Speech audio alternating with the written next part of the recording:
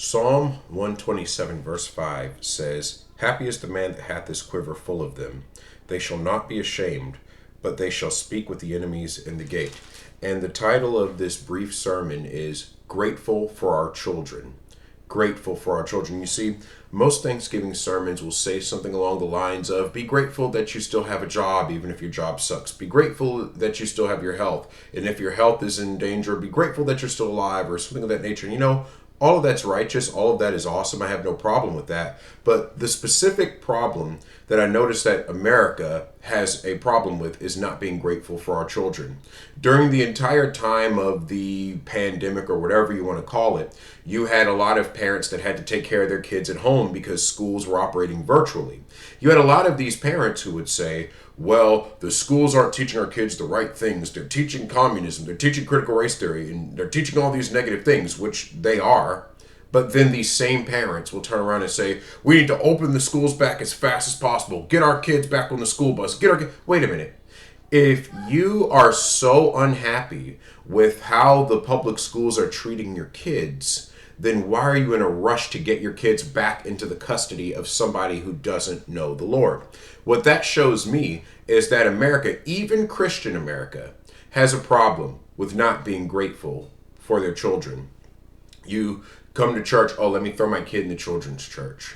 Let me work my husband and wife are going to work a job so the kid has to get on the school bus. You look for any reason to get your kid out of your custody so that you don't have to deal with them. Are you actually grateful for your children? And for those of you who are actually homeschooling your kids, like Deuteronomy chapter 6 teaches, you're actually teaching your kids the right things of the Lord, like Proverbs teaches. Good on you. God bless you. I'm proud of you. That's awesome. But you have a lot of parents, even Christian parents, who don't stop and realize how valuable their children actually are. So we're actually going to go through Psalm 127 and Psalm 128 because they're both sort of two sides of the same coin. They both sort of address the same thought. Let's start at verse 1 of Psalm 127. Except the Lord build the house, they labor in vain that build it. Except the Lord keep the city, the watchman waketh but in vain. You know, there are no secular solutions to spiritual problems. If your house is not built on God, if your family is not built on God, then I don't care how many jobs you work. I don't care how much overtime you do. I don't care how many times you show up to church. Your family is going to fall apart. That's how come you have kids that come from a strong Christian family. They end up a sexual deviant or having some other kinds of problems in their life. They end up in sin that you never would have imagined because the parents did not take the time to build that house on the Lord. Instead, they built it on searching for stuff. They built it on being materialistic. They built it in a totally secular way and expected it to have a spiritual outcome. Verse 2, it is vain for you to rise up early, to sit up late, to eat the bread of sorrows, for so he giveth his beloved sleep. You know, if you could stay up all night, working all this overtime, spending no time with your family, no time with your kids, no time in the Bible, no time in God's Word, and you know what? You're going to suffer for it. I'm not saying that it's bad to do extra work. I'm not saying that it's bad to put in extra time to get ahead. In fact, that's what I'm doing. You know, I'm unhappy at my current job, so I am studying as much as I possibly can so that I can get a better job. But you know what?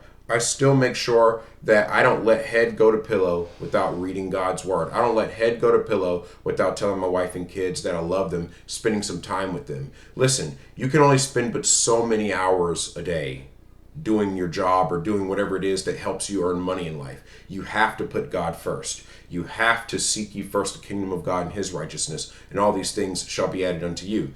If you notice that the overtime you're doing is causing you to slack off on your Bible reading, causing you to slack off on spending time with your family, you're sitting up late eating the bread of sorrows. You need to maybe cut out some of that time and spend it with the things that matter, with the people that matter. Be grateful for your family. Be grateful for your children. Verse 3, lo, children are an heritage of the Lord, and the fruit of the womb is his reward. Notice the Bible says the fruit of the womb is a reward, not a burden. And that's another problem that's wrong with our society today is that we have been conditioned to see children as burdens. They'll say, you have parents, even Christian parents, sadly, who will look at their teenage children and will say, I don't care who you sleep with as long as you don't bring a baby home. I have heard this actually being said, I don't care as long as you don't bring a baby home. But you see, when you have that mentality that the baby is the problem, not the sin the person's engaging in, what that basically teaches is that the child, him or herself, is the burden. And so what's the solution?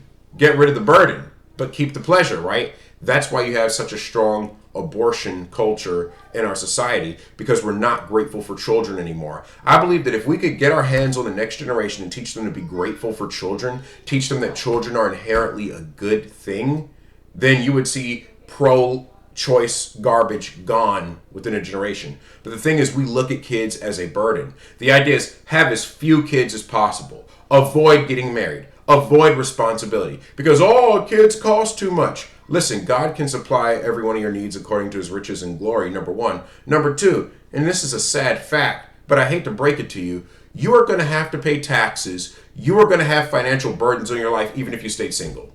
So you might as well get a legacy out of it. You might as well have someone to love to get out of it. But you're going to have to pay somebody for where you're going to live. You're going to have to pay somebody for what you're going to eat. You're going to have to pay somebody for what you drink. You're going to have to pay your taxes somehow. So this whole idea of if you have no children, you're going to have this financially awesome life. How financially well are those MGTOWs doing that have to live in vans because the economy sucks? So just because and I'm not making fun of people who've ever had to live in a vehicle because of financial strain. I'm talking about people who deliberately avoid family life. That does not necessarily make you into Bill Gates just because you don't have a family. So it's just sort of a false illusion. In fact, I've noticed that God, even as I've walked in God, and I'm not saying I'm perfect, but I do have a wife and kids. God has blessed me. It's not been perfect. I'm still working towards my career goals, but God has blessed us. And it doesn't, having children has not stopped me from becoming anything. But the first step to making sure that children grow up learning how to value their own children when they become adults is you value them. You treat them right. You make sure, because think about this, if you don't treat your kids right, how are they going to treat you when you get older? You tell your kid, get out my face, go to daycare. Get out my face, go to school. Get out my face, go to an after-school program. I don't care that you don't have to go to school today. Get out my face, go to school. I don't want to see you. So then what happens when you're old? Get out my face, go to the nursing home. Get out my face, go to the senior center. If you treat your kids a certain way, like they're just a burden, don't be surprised if they treat you like that when you get older. Let's continue here. As arrows are in the hand of a mighty man, so are children of the youth. Let me say this perfectly clearly. Children are weapons. Children absolutely are weapons. They are arrows. They are pointy. They are sharp. Why? Because they're going to grow up. They're going to vote. They're going to grow up. They're going to get into institutions of power. They're going to grow up. They're going to become the future. And so would you rather have those arrows in your quiver? That's to say homeschooling them, making sure that you are in control of what influences are in their life? Or would you rather take those arrows and put them in the hand of somebody who hates our God? Which is going on, unfortunately, in a lot of these public schools. There was a news article recently that said that in California, public school teachers are actively and voraciously recruiting young children into these pro-sodomite, pro-reprobate, pro-LG, whatever you want to call it, clubs. And you know what? These kids are going to grow up and they're going to say, the Bible's just whatever. I don't want to listen to that. That's homophobic. So you see, here's the problem. If you let someone else sharpen those arrows, don't be surprised when they take that arrow and fling it at you and shoot it at you when you get older, which is how you get these children who grow up in this so-called Christian home who turn out to become reprobates and hate God. And they hate the Bible. They're a vegan libtard or something like that. Don't be surprised when you lose your children if you spent your whole life finding different ways to get rid of your children. Be thankful for them. Raise them. Because you know what? There are people out there who can't even have children. Remember when Rachel was barren before she gave birth to Benjamin? And remember how before she gave birth to Joseph and Benjamin, she had a period of infertility in her life. What did she say to Joseph? Give me children else I die. She was that deep down. That's what God created us for. Be fruitful and multiply. And so not having children is more of a burden than having children. And if you have a spouse and y'all love God and you're able to make children, be grateful for that. That's a blessing. Some people can't even do it. Remember before Hannah gave birth to the prophet Samuel, remember how she was just crying before the Lord in 1 Samuel chapter 1 because she could not have children. So you never know who out there is struggling with fertility. The fact that you can have children, hey, that's a blessing. Be grateful for it. Verse 5, happy is the man that hath his quiver full of them. They shall not be ashamed, but they shall speak with the enemies in the gate. Your children are going to be the next generation that goes out soul winning. The next generation that may start churches. The next generation that'll influence the culture. And if you dilute your influence by not having children, don't be surprised when someone else does it. Now, I'm just going to be brutally honest, because I like to be brutally honest. God's word is God's word, and we're going to take it for what it says. Children are weapons. That's the cold hard truth. And sadly, this is a truth that Muslims understand that even Christians do not. And that makes me sad. How many Muslims out there having large families, teaching their kids their false religion, teaching their kids to worship that false moon god that came out of those Bedouin tribes in the Middle East, totally conquering much of Western Europe, totally conquering, Minnesota and parts of the United States. Meanwhile, you have Christian families getting your tubes tied after 1 or 2 kids, saying, oh, no more kids. You're going to lose the culture war eventually if you cut your numbers down. If you look at how God promised to bless Abraham, Isaac, and Jacob, what was he always saying? I will bless you and multiply you. I will bless you and multiply you. I will make you like the sand on the sea. I will make you like the stars in heaven. Listen, there is strength in numbers.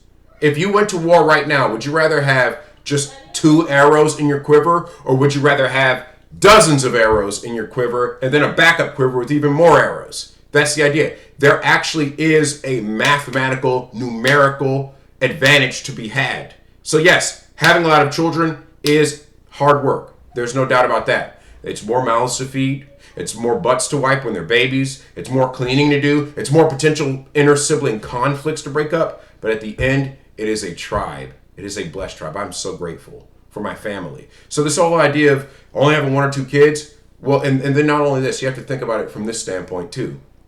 If you have fewer kids, then whoever else had kids, those kids are eventually going to grow up and need someone to marry, but you've not provided enough spouses for them. Because the Bible forbids us as Christians from making spouses out of the heathens of the land. Read Deuteronomy when it talks about them not marrying foreign nations. It wasn't because of their ethnicity, it was because of the gods they worshipped. But the New Testament still has that concept where it tells us not to be unequally yoked together with unbelievers. So your children need someone to marry. That's someone else's responsibility to have children, so your kids can grow up and have someone to marry. I hope I'm helping you understand the mathematical responsibility that we as Christians have to get married and have children. Psalm 128, blessed is every one that feareth the Lord, that walketh in his ways. For thou shalt eat the labor of thy hands, happy shalt thou be, and it shall be well with thee. Are you going to God for your life? Are you going to God for advice on how to live? Are you opening this Bible and looking, well, what does the Bible say about my situation? Or are you just going to Reddit? You're just going to Quora. You're just going to whatever internet forum. I'm not saying that people out there don't possess certain earthly wisdom as far as earthly things, but if you have a moral dilemma, this should be the first thing you go to. Not the self-help book, not the Reddit or Quora threads or anything like that. You should be going to God to learn how to live. So many people, you have the blind following the blind. Well, my pastor lives like this, that's how I'm going to live. You don't necessarily know if he's right. Check the Bible. Well, my big brother did this, that's what I'm going to do. No, go to the Bible. Because Jesus said, if the blind lead the blind, they will both fall into a ditch. Look at verse 3. Thy wife shall be as a fruitful vine by the sides of thine house, thy children like olive plants round about thy table. Notice, a fruitful vine. Does it just have one fruit, then it withers? Does it just have 2 fruits and then it stops? No. Fruitful there means it's continuously producing. That's a blessing from God, being grateful for our children. Because you need to think about this. If you fail to be grateful for your children, if you fail to walk in God's way and raise your children right after the Lord, you can do irrevocable damage to the next generation. We're going to go back to Psalm 28, but I just want to hop over to 2 Chronicles chapter 20, verse 19. This is after King Hezekiah has been told that the generation that comes after him is going to go into depravity, and eventually his descendants are going to be led into captivity because they rejected God. Look what Hezekiah says as a result of that. In 2 Chronicles excuse me, not chapter 20. It's in 2 Chronicles chapter 12. 2 Chronicles chapter 12, after he's been told all this, look what it says there. Actually, let me make sure I'm in the correct chapter. I think I might have written this down incorrectly. Give me one moment here.